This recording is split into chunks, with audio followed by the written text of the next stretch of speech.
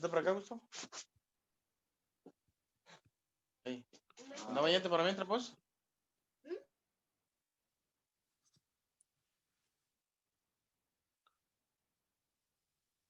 Bueno, vamos a revisar las características de los títulos de crédito. Básicamente, la primera característica de los títulos de crédito es la característica de formulismo. ¿Qué quiere decir esto? Que los títulos de crédito son creados de conformidad con una forma o fórmula que establece la ley. La ley establece una forma o fórmula para poder crear los títulos de crédito. Esa fórmula o fórmula está en el artículo 386 del Código de Comercio, que regula los requisitos tanto generales como particulares de los títulos de crédito.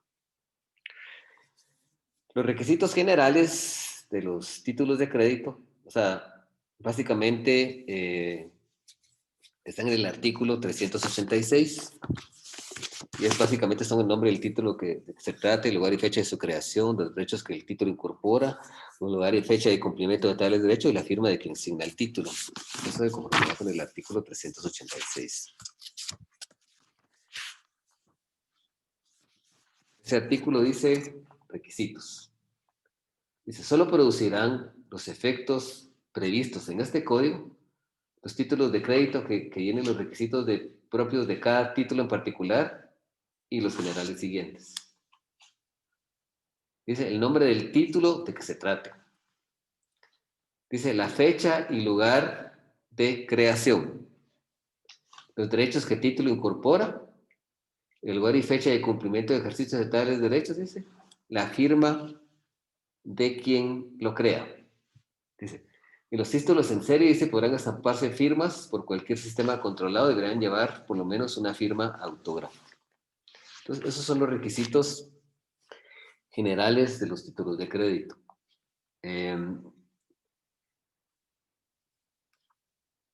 Es muy importante establecer que, de conformidad con este mismo artículo, leyendo el segundo párrafo, se establece que los requisitos contenidos en los numerales 2 y 3 son requisitos que se pueden subsanar. La ley da fórmulas para poderse subsanar, pero la omisión, por ejemplo, del número 1, que es el nombre, el título de que se trate, la omisión, por ejemplo, del número 3, que son los derechos que el título incorpora, o la firma, eso produce la nulidad del título.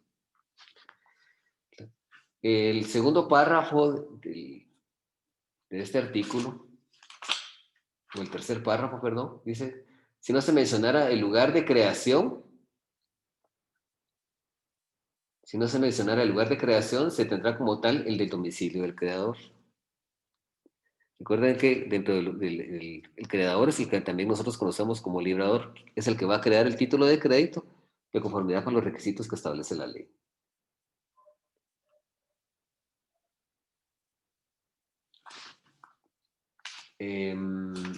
Dice, si no se mencionara el lugar de cumplimiento de ejercicio de los derechos que el título consigna, tendrá como tal el domicilio del creador. O sea, si el título no establece el lugar de creación, se establece que es el domicilio del creador.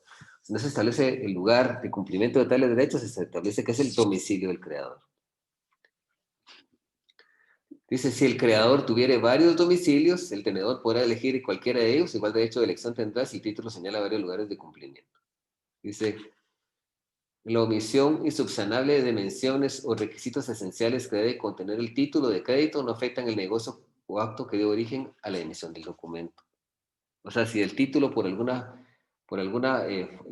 alguna forma es ineficaz, ¿verdad? Por no llenar los requisitos esenciales, que son básicamente la firma, los derechos que incorpora el 3, entonces eso no afecta al negocio jurídico que le dio origen. Por ejemplo, eso no afecta, por ejemplo, si fue una compraventa de un vehículo, esa compraventa es totalmente pulcra, verdadera, ha nacido de la vida jurídica y no afecta a ese contrato de compraventa. ¿Sí? Entonces, el formulismo es básicamente eso, ¿verdad? O sea, es una característica que establece que la ley establece ciertos requisitos que los títulos de crédito deben llenar para nacer a la vida jurídica. Vamos a analizar ahora el artículo 387. Dice, si se omitieren algunos requisitos o menciones en un título de crédito, cualquier tenedor legítimo podrá llenarlo antes de presentarlo para aceptación o para su cobro. Las excepciones derivadas del incumplimiento de lo que hubiera convenido para llenarlo no podrá ponerse al adquirente de buena fe. O sea, se pueden dejar algunos requisitos sin llenar, pero básicamente tienen que ser aquellos que la ley permita subsanar, ¿verdad? Como el lugar y la fecha de creación, lugar y fecha de cumplimiento de tales derechos. Solo el 2 y el 4. Se puede llegar a un convenio entre el beneficiario y el librado que él llene esos requisitos, un pacto en el cual él deba indicar cuál es la fecha, cuál es su lugar de creación. La ley establece una fórmula aquí, la cual hemos nosotros establecido, pero lo importante de esto es que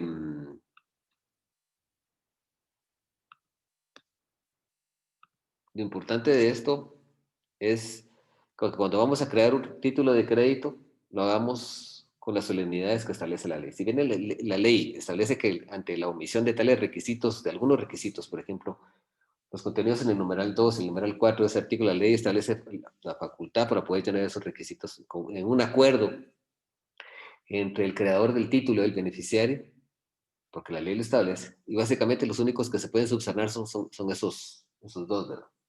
Los demás, los derechos que el título incorpora, la firma y el nombre del título, eso es prácticamente insubsanable. De no existir esos requisitos, de no haberse redactado en el título, pues lógicamente que esos producen la nulidad del título. Produce la nulidad.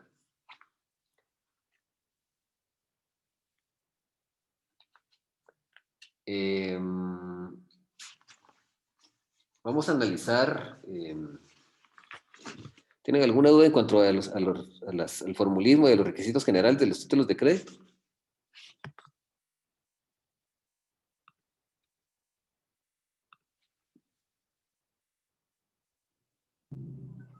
Clic, buenas tardes. Buenas tardes. Aquí le habla Jorge García. ¿Qué tal? ¿Cómo está, licenciado? ¿Gusto Aló, saludar? Licu.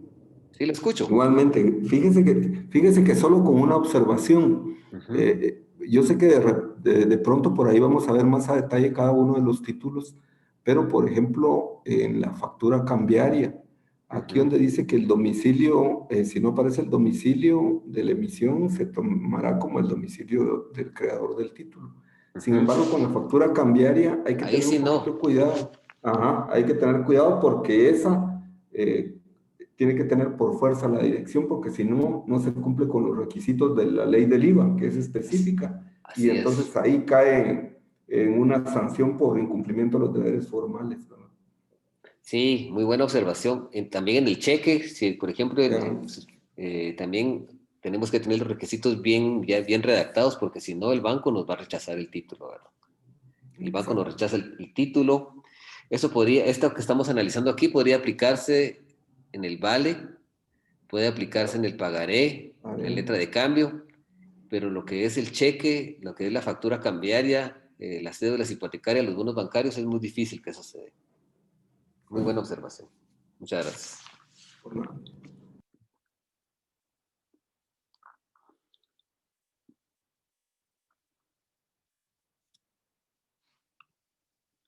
Bueno, vamos a hablar ahora de los requisitos particulares. Los requisitos particulares son los requisitos que cada título en particular tiene que tener. O sea, aparte de esos requisitos generales que nosotros ya hemos analizado, estos requisitos son inherentes a cada título en particular. Cada título en particular va a tener esos requisitos y eso va a hacer que se diferencien unos títulos de otros títulos, que diferenciemos un cheque de la factura cambiaria, como decía el licenciado Jorge, o el vale de la factura, etcétera, ¿verdad? Si nosotros analizamos, por ejemplo, nos vamos al artículo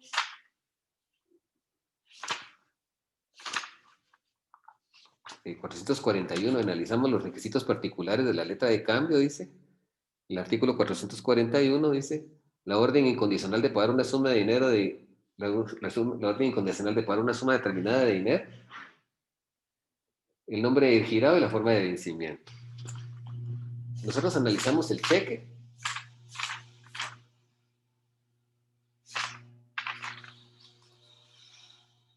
El artículo 495 dice, además de lo dispuesto, y también en el otro dice, además de lo dispuesto en el artículo 386. Dice, además de lo dispuesto en el artículo 386 de este código, el cheque deberá contener, dice, la orden incondicional de pagar una suma determinada de dinero en nombre del librado. ¿Sí? Si nosotros analizamos las obligaciones sociales o debentures, ¿sí? El artículo 548 dice, además de lo dispuesto en el artículo 386 de este código,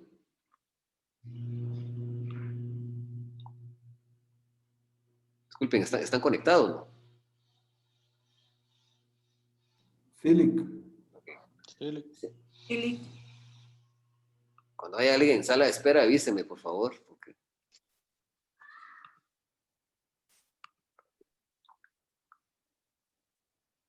Bueno, dice, además de los requisitos contenidos en el artículo 186, los títulos de obligaciones deberán contener y establece, no los voy a leer porque son varios, establece todos los requisitos. Nosotros vamos al certificado de depósito y bono de prenda. La ley de márgenes generales de depósito también establece lo mismo. El artículo con relación a la carta de porte o conocimiento de embarque, el artículo 589 establece otros requisitos, además de lo dispuesto en el artículo 386 de este código. Dice, la carta de porte o conocimiento de embarque deberá contener y establece todos los requisitos.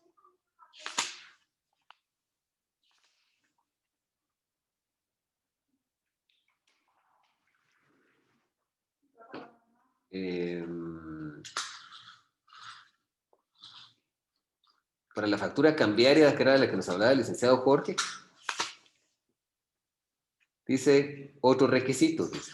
Tenemos los requisitos del artículo 386 y dice, además de los requisitos que establece el artículo 386, la factura cambiaria debe contener, dice, el nombre de orden del título librado, nombre y domicilio del comprador, le dio el licenciado Jorge, denominación y características principales de las mercaderías vendidas, el precio unitario y el precio total de las mismas.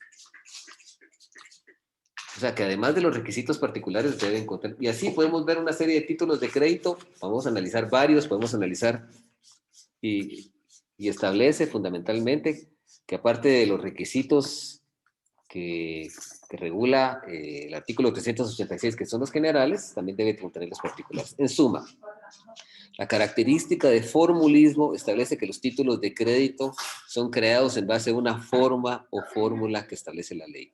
La ley establece qué requisitos deben reunir los títulos de crédito. Y en suma, en este orden de ideas, establecemos que hay requisitos generales, que son los del 386, nombre del título de que se trate, lugar y fecha de creación, y los derechos que el título incorpora, lugar y fecha de ejercicio de tales derechos, la firma del creador, y adicionalmente los requisitos particulares que hacen que ese título sea distinto de cualquier otro título. Los requisitos particulares del vale, los requisitos particulares del pagaré, los requisitos particulares de la letra de cambio, los requisitos particulares de la factura cambiaria. Cada título en particular tiene que tener esos requisitos. ¿Sí? Entonces, en suma, esa es la característica de formulismo. ¿Alguien tiene alguna otra inquietud que manifestar?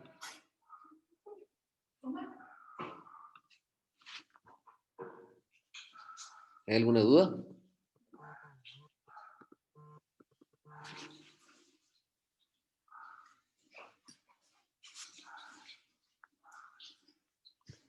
Bueno, vamos entonces a continuar.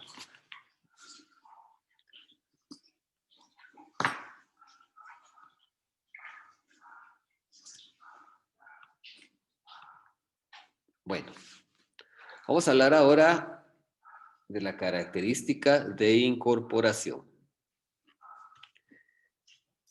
Esta característica de incorporación, de ella se desprende eficazmente que dentro del título de crédito va incorporado un derecho literal y autónomo. Era lo que habíamos hablado en la clase anterior, que ese negocio jurídico unilateral o esa declaración unilateral de voluntad, ¿sí? Que para hacerla valer, lógicamente se tiene que exhibir el título, ¿verdad?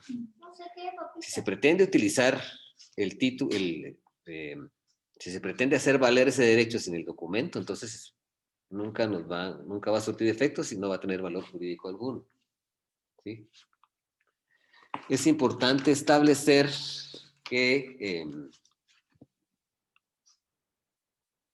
hay un principio que se llama principio de necesariedad o legitimación, que está regulado en el artículo 389, el que establece que dice, si nos ubicamos en el artículo 389 del Código, dice exhibición del título de crédito.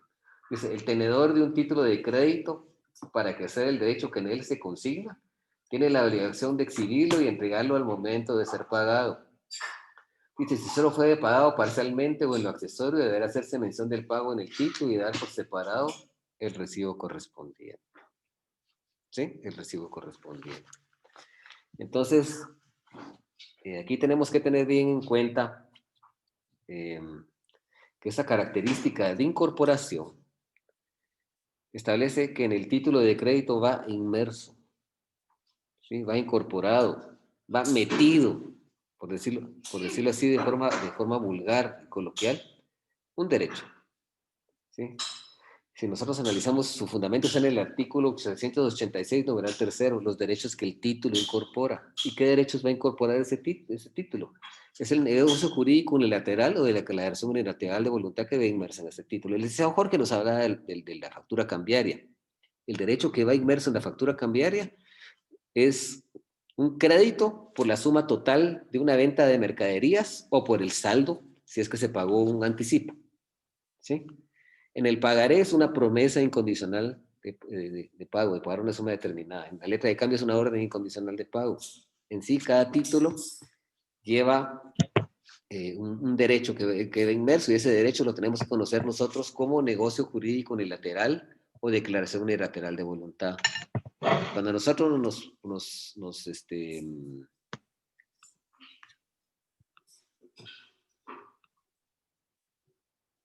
cuando nosotros nos hablen de la característica de incorporación, sabemos que esa característica se está refiriendo de forma concreta de que en el título va inmerso un derecho. Ese derecho es el derecho que el título incorpora. Y nosotros podemos denominarlo indistintamente como un derecho literal de autónomo, ¿sí? O como una declaración unilateral de voluntad o un negocio jurídico unilateral de voluntad. Esos son sinónimos que llaman que se refieren a la misma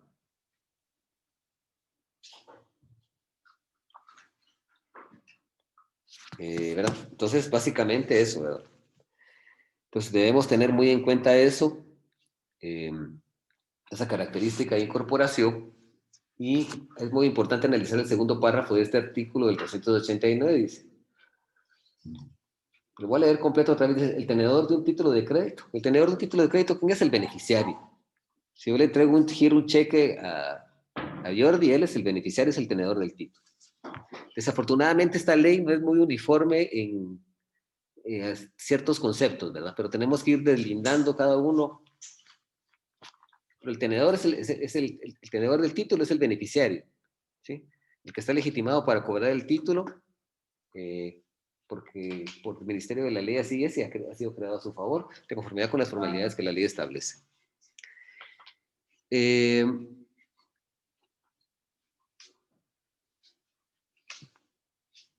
El artículo establece que el tenedor de un título de crédito, para ejercer el derecho que en él se consigna, tiene la obligación de exhibirlo y entregarlo en el momento de ser pagado.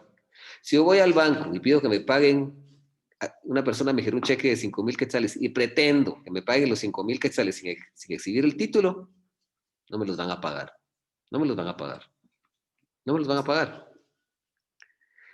Entonces, lo importante de esto es que esto que está recogido aquí es el principio de necesariedad y legitimación. ¿Qué quiere decir eso? Para poder legitimarme y para poder cobrar un título de crédito tengo que exhibirlo, ¿verdad? Tengo que mostrárselo al librado para que me lo pague. En este caso, llegar al banco, que el cheque, exhibírselo, la letra de cambio, llegar con el librado para que me lo pague en el pagaré llegar con el librado aceptante para que me lo pague, ¿verdad? Para que lo pague. El segundo párrafo es muy interesante porque dice, si solo fuere pagado parcialmente o en lo accesorio, deberá hacerse mención del pago en el título y dar por separado el recibo correspondiente. O sea, si solo se paga parcialmente, se hace mención de eso en el título y se da por separado un recibo correspondiente que acredita que es que el título fue pagado parcialmente y ya después que se pretenda cobrar, ya se sabe que hay un pago parcial.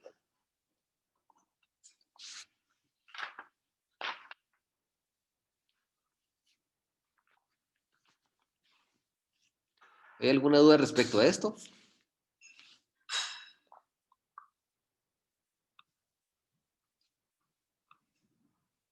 Bueno, entonces vamos a continuar.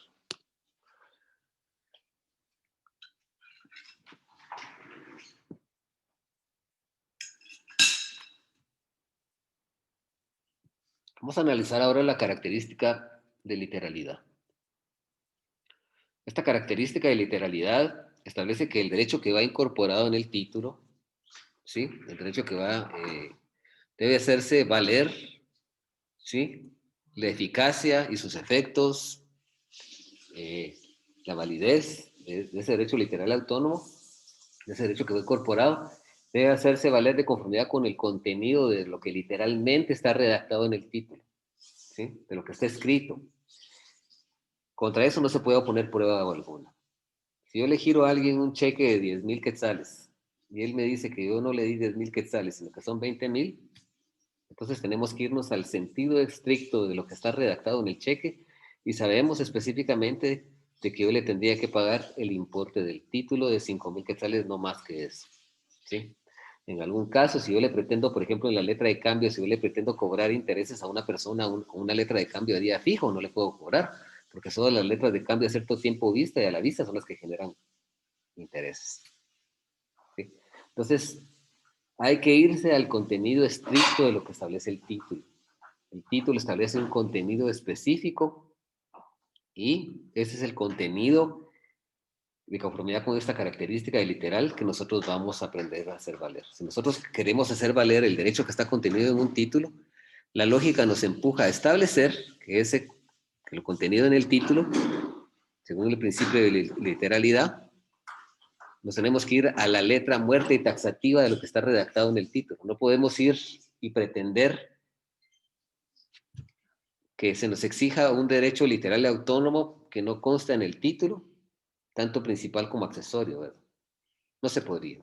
Si nosotros no incluimos los intereses en la letra de cambio, no los podemos cobrar.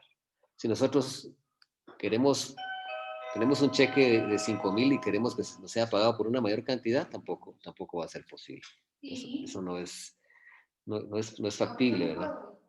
No es factible, ¿verdad? Entonces, tiene que ser bajo esas disposiciones específicas que establece el principio de la literalidad, donde establece que nosotros básicamente nos vamos a ir al contenido literal del título, lo que el título dice, no podemos ir más allá de eso. Entonces, si tienen alguna duda de lo que vamos viendo hasta ahorita, de estas características.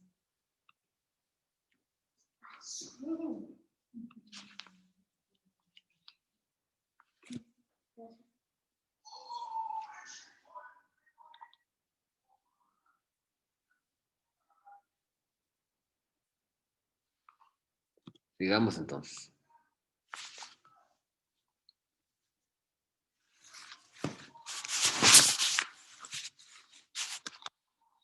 Voy a explicar ahora la característica de autonomía. ¿Sí? Era lo que hablábamos ayer, que decía que él era un derecho literal y autónomo. Pues este tiene fundamento en el artículo 386, que es un derecho literal. ¿Por qué la característica de autonomía?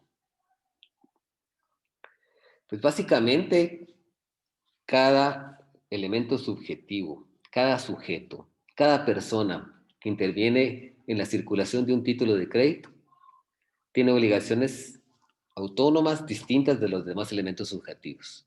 No obstante, que el derecho es uno solo, cada persona que asigna el título contrae una obligación autónoma distinta a los demás.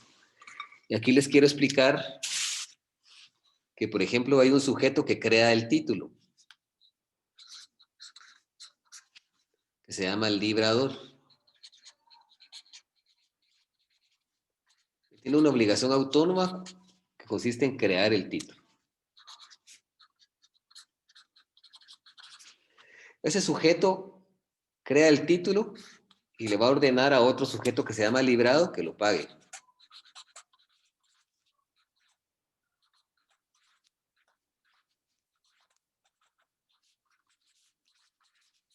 ¿Sí? Y a su vez hay otro tercer sujeto. Más adelante en estas diapositivas están explicados los elementos subjetivos de los títulos de crédito. Después de él hay otro sujeto que se llama beneficiario, que es el que cobra el título.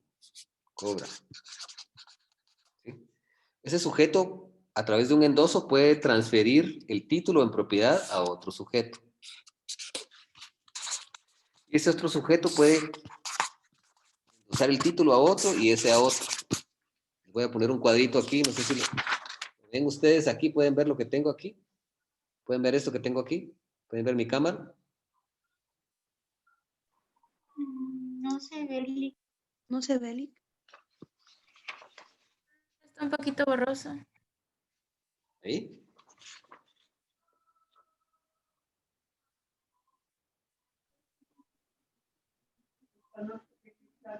Tal vez, Lick, porque Les voy a usted tomar tiene una las foto, diapositivas se lo voy a y mandar no a aparece WhatsApp. en grande.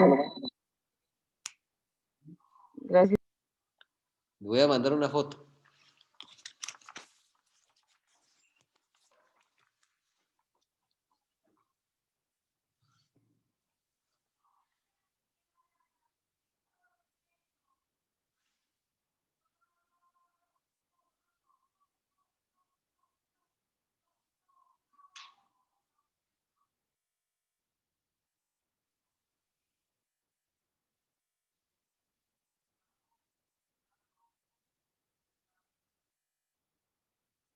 ¿Les llegó WhatsApp? ¿Ya lo vieron? ¿No?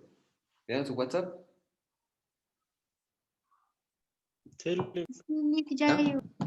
Entonces hay un sujeto que crea el título de crédito. Él tiene una obligación autónoma porque solo él crea el título. ¿Sí? Después hay otro sujeto que se llama librado, es el paga. Es el que paga. En ese caso, pongamos el caso del cheque. ¿Sí? En el caso del cheque, quien crea el título es una persona que se llama cuentaviente, que está ligado al banco por un contrato de cuenta de cheques. El banco le proporciona formularios de cheque y él va y llena los formularios, ¿sí? El librador va a crear el título de conformidad con los formularios que le ha proporcionado el banco, indica la cantidad, la fecha, la persona que lo va a cobrar y le va a ordenar al banco que lo pague. De ahí el librado es el que paga el título.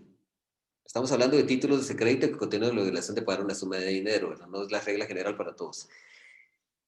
El banco paga el título. Su obligación autónoma, ¿cuál es? Pagar.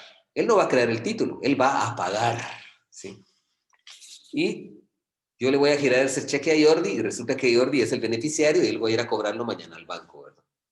Él es el beneficiario, pero Jordi, su calidad de beneficiario la puede transmitir mediante un endoso en propiedad y se la puede transmitir al sujeto A, al sujeto B o al sujeto C, que son los tres que están ahí. Ese último sujeto que está en la última fila puede venir a cobrarle directamente al beneficiario, perdón, puede venir a cobrarle directamente al librado, que es el banco, ¿sí? O puede repetir contra los demás. En el caso del banco, el cheque no se va a dar mucho esto. Lo estoy poniendo para ejemplos, para ejemplificar bien esto, pero en la letra de cambio, en el pagaré o en el vale, que son también títulos que contienen pagar una suma de dinero, el último beneficiario puede ir a cobrarle directamente al librado, ¿sí? O puede ejercer una vía de regreso y cobrarle a los demás, que cada quien, ellos tienen una obligación autónoma. Si yo giro una letra de cambio, a mí me la giraron, a mí soy beneficiario, yo se la giro a Jordi, Jordi se la gira al licenciado Jorge. El licenciado Jorge puede venir directamente conmigo, que yo creé el título para que yo le pague, ¿sí? O puede ir con el librado para que le pague, o puede ir con cualquier otro endosatario, que ellos tienen obligaciones autónomas, por lo tanto, si son requeridos de pagos, tienen que pagar. Eso sí, si Jordi le pagó al licenciado Jorge la cantidad de dinero, Jordi no se va a quedar sin su dinero, porque vamos al principio del enriquecimiento sin causa. Entonces tendría que venir conmigo, que soy el librado, para cobrarme a mí, para que yo le pague. Y yo tendría que ir con el librador para exigirle esa cantidad de dinero. Entonces, por eso es que son obligaciones autónomas, porque a cada sujeto que interviene tiene una obligación independiente de los demás.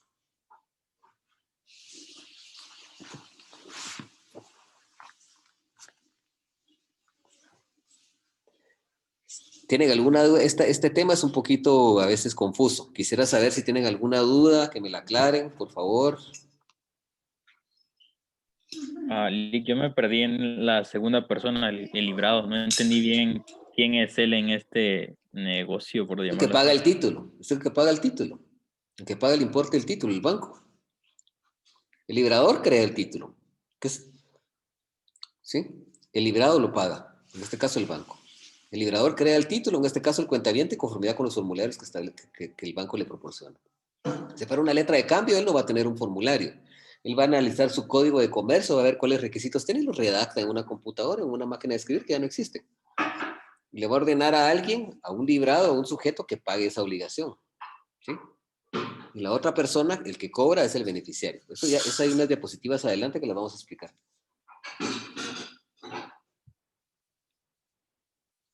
Licenciado Jorge, quisiera hacer ¿tiene alguna duda o alguna acotación al respecto?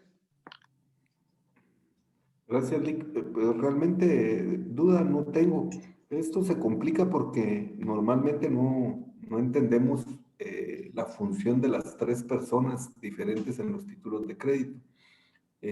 Por decirlo así, el que más confusión da es el intermediario, ¿verdad? Que en el caso del banco, él está realizando un negocio entre el librador y el beneficiario del título.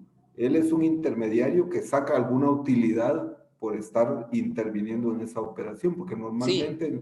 en los negocios está el que vende y el que compra. El otro solo es un intermediario que se mete ahí por X o Y circunstancia comercial y que resulta obligado también a pagar en los títulos de crédito, pero es por pura negociación, ¿verdad? Exacto.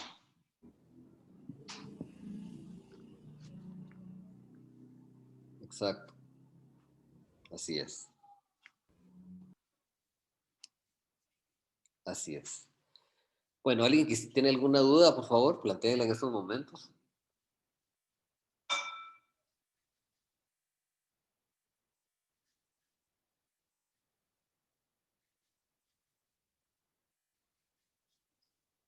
A ver, Mireya, ¿entendió?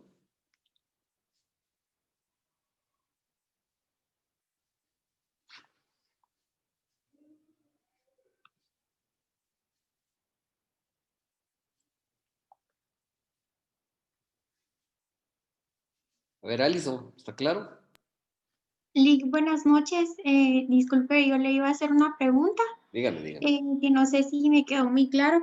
El beneficiario, que es quien cobra, por así decirlo, el título, puede hacer un endoso, perdón, de propiedad como usted dijo, con la opción A, o persona B o persona C, ¿verdad? Así es. Fíjese que más adelante les voy a explicar lo que es el endoso, así de una forma ya está en el programa, pero tenía que explicarlo ahorita de forma muy general porque estamos entendiendo la característica de autonomía. ¿Sí? La persona que adquiere un título, que se le endosa un título, adquiere una obligación autónoma. Quiere decir que en un momento determinado, si se le exigen a él el pago, él lo tiene que dar. ¿Sí? De conformidad con el artículo que vimos ayer, que es el artículo 621. Si quieren, nos ubicamos ahí con el 621. El tenedor del título puede ejercitar la acción cambiaria contra el librador, que es el que crea el título, el aceptante, que es el que conocemos como librado y es el que paga el título. Dice los endosantes anteriores a él y los avalistas, sea conjuntamente o únicamente contra alguno o alguno de ellos, como deudores principales, sin perder en este caso la acción contra los otros y sin la obligación de seguir el orden de las firmas que guarden el título. El mismo, de hecho, tendrá todo obligado que haya pagado el título en contra de los signatarios anteriores. pero tenemos que ir bajo el principio de enriquecimiento sin causa. La persona que pague tiene que ir contra el obligado principal, y el obligado principal en la relación cambiaria es el librado, es el obligado principal. ¿Sí? Él es el obligado principal. ¿Alguna otra duda, Alison? No, solamente muchísimas gracias. ¿Quede algo ahí que no está muy claro? Por favor, pregunte, porque es importante que lo aclaremos.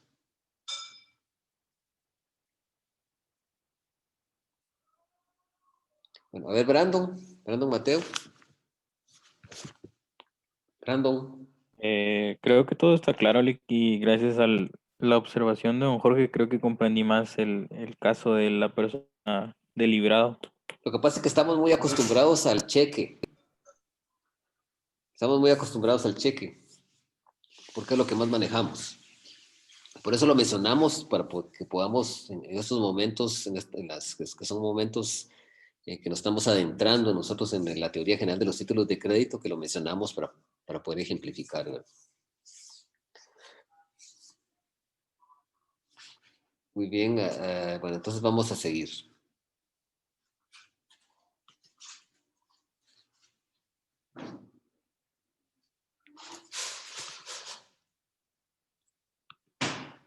Permítanme, creo que aquí me perdí.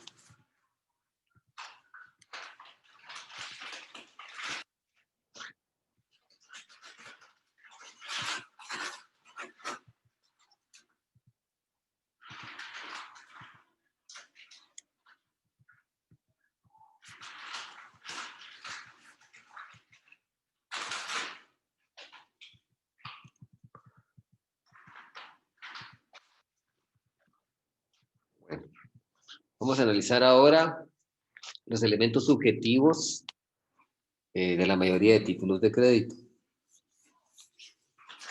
Aunque hay algunos otros que denominan distinto, sobre todo en cuestiones de lo que es el bono bancario, ¿verdad? Certificado fiduciario, porque ahí interviene un contrato de fideicomiso de inversión, entonces se les llama distinto, pero salvo esas contadas excepciones. Generalmente el librador, aquí lo tenemos ya definido, para que no nos hagamos un mar de dudas, el librador es el sujeto, es la persona que va a crear la obligación cambiaria, es decir, va a crear el título de crédito, va a fabricar el título de crédito, lo va a redactar, y lo va a hacer de conformidad con los requisitos generales y los particulares o especiales regulados por la ley. ¿Sí? O sea, el librador es el que crea el título. En el caso del cheque es el cuentaviente. Pongamos el ejemplo, en los otros títulos de crédito, como en el pagaré, como en la letra de cambio, como en el caso de la factura cambiaria, que hay un librador aceptante, el librador va a ser el que va a fabricar ese título, el que lo va a crear. ¿Sí? En el cheque suele confundirse un poco, pero pues, nos pueden decir, pero ¿cómo va a ser posible que el librador va a crear el título si el banco ya nos da los formularios? Claro que lo crea, no va a venir y hacer como en la letra de cambio que se pone a redactar todos los requisitos que establece el 386 y el artículo propio de la letra de cambio, que es el artículo 441, ¿no? Que es el 441, cuando en este caso en particular ya los requisitos ya están plasmados en el cheque, pero en el caso de la letra de cambio los va a tener que redactar en una computadora, ¿sí? Hay también letras de cambio que ya están, las venden impresas en las librerías, ¿verdad? Pero el librador es el que crea la obligación cambiaria. Si nosotros venimos y llenamos un cheque, en ese momento nosotros nos estamos convirtiendo en librador.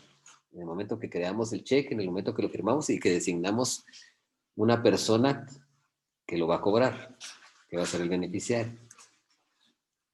El librado es la persona, es el sujeto que tiene como objetivo principal cumplir con la obligación cambiaria, materializar la obligación cambiaria, hacerla valer, hacerla efectiva. En los títulos se contienen obligación de pagar una suma de dinero, es quien paga la suma de dinero descrita. Caso el cheque es el banco el que lo paga. En la letra de cambio es el librado. En la factura cambiaria es el librado aceptante, quien va a cumplir con esa obligación cambiaria. Y en la otra cara de la moneda nosotros tenemos al beneficiario, que es el sujeto que está legitimado por ley para beneficiarse con el importe del título, para beneficiarse con el derecho que el título incorpora, ¿sí? Es el elemento subjetivo personal que va a hacer valer ese derecho literal autónomo, que va a estar legitimado para hacer valer el negocio jurídico unilateral contenido en el título, o el negocio contenido en el título. La persona que cobra el cheque girado a su nombre en el banco.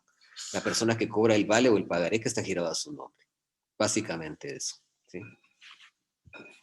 Esos son los tres sujetos que básicamente, después nosotros vamos a analizar otros sujetos que vamos a encontrar, como al endosante, al endosatario, a los avalistas, pero ya en su momento vamos a tocar esas figuras. Por el momento, todavía no. Por el momento todavía no. Ya en su momento los vamos a tocar, vamos a establecer quiénes son, ¿sí? En su momento determinado. Pero por ahora, no sé si a Alison ya le queda ya claro, o a Brandon ya le queda claro los elementos subjetivos, los sujetos que intervienen en la relación cambiaria de los títulos de crédito, esa relación jurídico-cambiaria. Sí, Lick, muchísimas gracias. Brandon. Sí, Lick, muchas gracias. Perfecto. Muy bien. Entonces vamos a seguir. Vamos a analizar ahora las formas de circulación de los títulos de crédito. Vamos a analizar las formas de circulación de los títulos de crédito. Y en primer término, nosotros tenemos los títulos nominativos. ¿Sí? Los títulos nominativos son títulos que están creados en favor de una persona determinada. ¿Sí? Están creados en favor de una persona determinada cuyo nombre está redactado en el propio título, obra en el propio título, está redactado en el título, y adicionalmente, aparte de redactarse en el título, se redacta en un registro que el creador del título es el librador, lleva coleccionadamente. Cualquier acto o anotación que se realiza en el título, como un endoso, como un aval o cualquier cosa, tiene que anotarse en el título y en el registro. Y se van a transmitir mediante endoso y el cambio del titular en el registro respectivo. Ese endoso es un endoso en propiedad. Ya vamos a analizar las clases de endoso en la próxima clase. Entonces, se transmiten mediante endoso. Entonces, los títulos, ojo con esto. No vayamos a confundir el cheque porque el cheque no es nominativo, es a la orden. ¿Sí? Entonces, los títulos de crédito nominativos están creados a favor de una persona determinada. Es decir, en el texto del título va el nombre de ese sujeto. ¿Sí? Va el nombre del sujeto. ¿Sí? Va redactado, están creados a nombre de una persona y en el título dice Rodolfo Estuardo Chavarría Moreno. A nombre de él lo dice Jordi Alessandro. ¿Qué apellido es Jordi usted? ¿Qué apellido es? Bueno. Entonces, Brandon Mateo. Brandon dice el nombre completo. ¿Verdad? O Mireya Rueda, un nombre completo. ¿Verdad? Entonces, obra el nombre completo. Entonces, son nominativos porque en el texto del título está redactado el nombre de esa persona. Pero también el nombre de esa persona está redactado en un registro que el creador lleva coleccionadamente. El creador es el librador, el que crea el título. Él lleva un registro. ¿Sí? Y cualquier acción, que si se cambia a beneficiario, que si el título se endosa, que hay un aval, se anota tanto en el título como en el registro. Y se van a transmitir mediante un endoso. El título se endosa y así se transmite. Y también se cambia el titular del título respectivo. Al endosarlo y al cambiar el titular del beneficiario al beneficiario al cual se le está quedando en el título respectivo, entonces ya se está transmitiendo el título.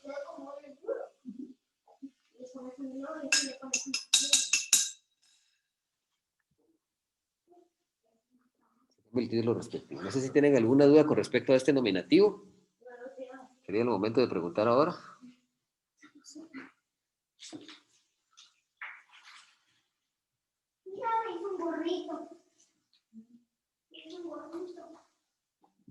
No, no hay duda, vamos a seguir. De ahí tenemos los títulos a la orden. ¿Sí? Estos títulos también son creados a favor de una persona determinada. Es decir, en el texto del título obra la persona a la cual se le está creando este título.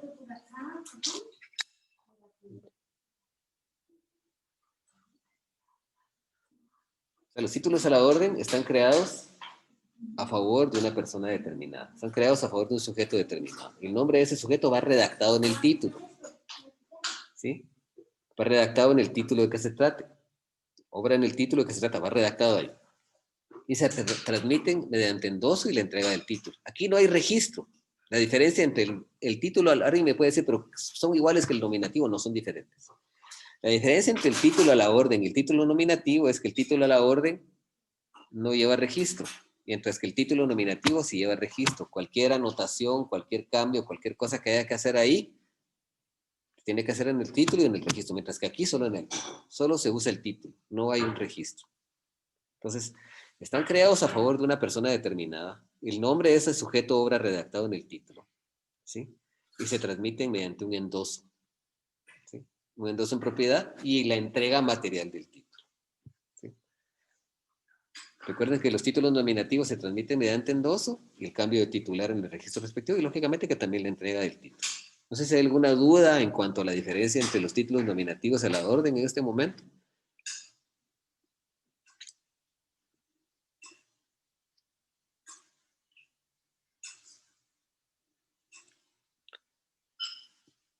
No hay ninguna duda. Lick, no sé si me puede dar un ejemplo de un título nominativo, porque el de a la orden tengo entendido que un cheque podría ser. Y uno nominativo, como cuál sería?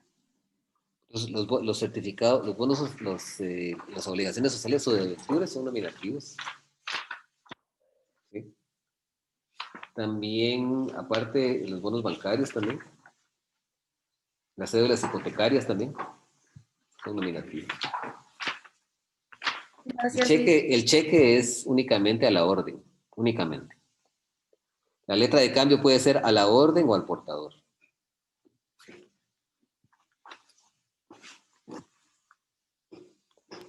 Gracias. Bueno, ahora vamos a hablar de los títulos al portador. Y estos títulos al portador, pues, son títulos que no están creados en favor de una persona determinada,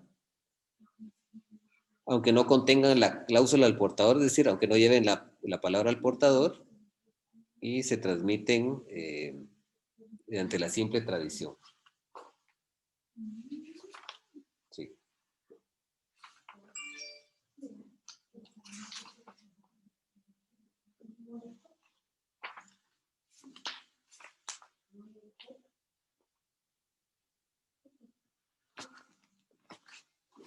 ¿Hay alguna, o sea, estos títulos al portador pueden llevar redactada la palabra al portador, pero si no la lleva, quiere decir que la persona que lo porta, que lo tiene en su poder, es la persona que está legitimada para poder cobrarlo. Lleven o no la palabra al portador. Si nosotros analizamos, vamos a analizar el fundamento legal de los títulos nominativos, que es el artículo 415, ya que nosotros ya los definimos, ya los conocemos. Y dice títulos nominativos. Ubiquémonos en el artículo 415, por favor.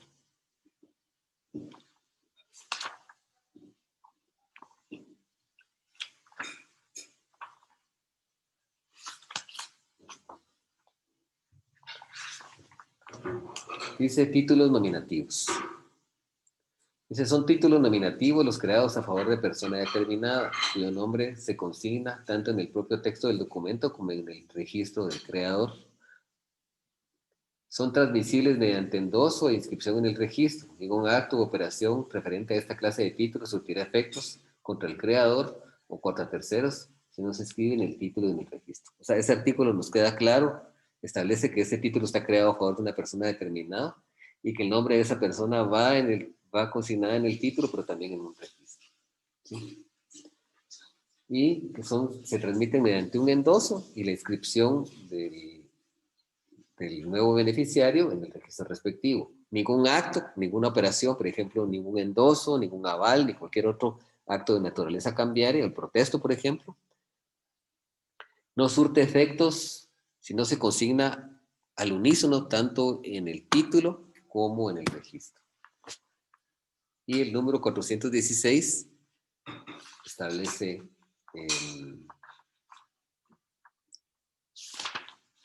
el registro. Dice, registro. El endoso facultará al endosatario para pedir el registro de la transmisión. El creador del título podrá exigir la firma del endosante, que la firma del endosante se realice por un notario. Pero esas son cuestiones que realmente en la práctica no se usan. ¿Sí? Dice, inscripción de la transmisión, artículo 417. Dice, salvo causa justa, el creador del título puede negar la inscripción en su registro de la transmisión del documento. Cuando haya alguna anomalía o algún hecho punible o algo. En cuanto a los títulos a la orden,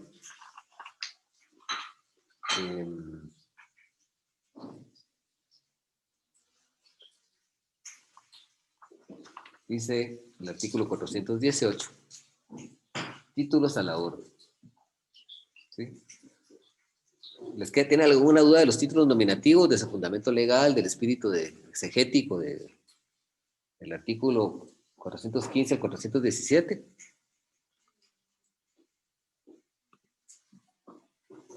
¿Hay alguna duda?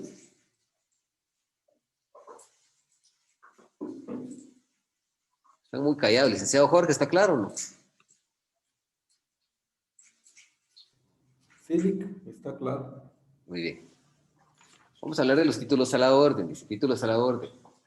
Los títulos creados a favor de determinada persona se presumirán a la orden y se transmiten mediante endoso y entrega del título. Dice cláusula no a la orden. Cualquier tenedor de un título a la orden puede impedir su ulterior endoso mediante la cláusula expresa que surtirá efectos a partir de su fecha. El título solo podrá transmitirse con los efectos de una sesión ordinaria. O sea, si yo le consigno la cláusula no a la orden a un título de crédito, eso quiere decir que ya no se puede endosar. En el cheque es la cláusula no negociable. La vamos a ver en su oportunidad. Esa cláusula no negociable quiere decir, es en el artículo 498, dice los cheques, cualquier tenedor podrá limitar su negociabilidad estampando en el documento la cláusula no negociable. Surte los mismos efectos esta cláusula no a la orden, que quiere decir que el título ya no se puede endosar, y si se va a ceder a otro sujeto, se va a ceder mediante una cesión ordinaria, que se hace un documento donde se cede ordinariamente, pero esa persona, ojo con eso, que la persona que adquiere el título ya no adquiere una obligación autónoma, ya no la adquiere, sino que adquiere la obligación. Si yo tengo una obligación autónoma, yo le cedo a alguien mi título por endoso, él adquiere una obligación autónoma. Pero si yo le cedo mi título a otra persona por una cesión ordinaria, esta persona ya no adquiere una obligación autónoma, adquiere una obligación que está compartida conmigo. Él va a tener las mismas responsabilidades y va a surtir la misma suerte que yo surta. Le van a interponer las mismas excepciones que me pueden interponer a mí. Mediante que si tuviera una obligación autónoma, entonces ahí pudiera él tener derechos y obligaciones distintos a los míos y no le pueden interponer las mismas acciones o defensas que me pueden interponer a mí, sino que tienen que hacerle acciones o defensas o excepciones distintas a la otra persona. ¿Sí? Desafortunadamente son las 19:11. No me va a quedar la oportunidad, pero les prometo que en la próxima clase voy a comenzar a explicarle lo que son los títulos a la orden, aquí legalmente hablando, y los títulos al portador, que nos quedaron pendientes aquí en su fundamento legal. No sé si tienen alguna duda en estos momentos de lo que hemos visto.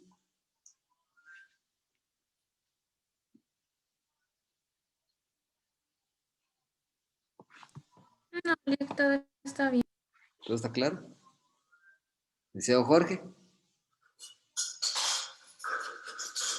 Gracias, Lick. Sí, está bien. Yo lo único que quería como agregar a esto es de que todos estos títulos de crédito tienen siempre algunas otras leyes que regulan Así es, diferentes aspectos, ¿verdad? Entonces así hay que es. tenerlos bien presentes todas esas otras leyes, porque, por ejemplo, en el caso de los cheques que son a la orden, no es necesario tener un registro, pero hay No, otras ahí leyes no. tributarias que sí exigen que se lleve registro de esos documentos, aunque estén a la orden, ¿verdad? Excelente. Muchas gracias por su acotación, lo felicito. La verdad, sus acotaciones son muy importantes. Bueno, compañeros, entonces nos vamos a quedar por aquí esta noche. Quiero agradecer al licenciado Jorge por su fina atención y por sus acotaciones también, que son muy importantes, por experiencia que tiene en auditoría. Pues las acotaciones que él hace realmente son importantes, son destacadas, y eso hace que nos nutramos nosotros, tanto ustedes como yo, del derecho mercantil, ¿verdad? Así hemos llevado el curso anterior y tenemos que aprovechar, pues, ese tipo de circunstancias. Quiero agradecerle personalmente al licenciado Jorge por su ayuda esta noche. Y en lo que respecta a mí, pues esto ha sido todo el día de hoy. A menos que alguno de ustedes tenga algún otro cuestionamiento, pues podríamos dejar la sesión por ahora por acá.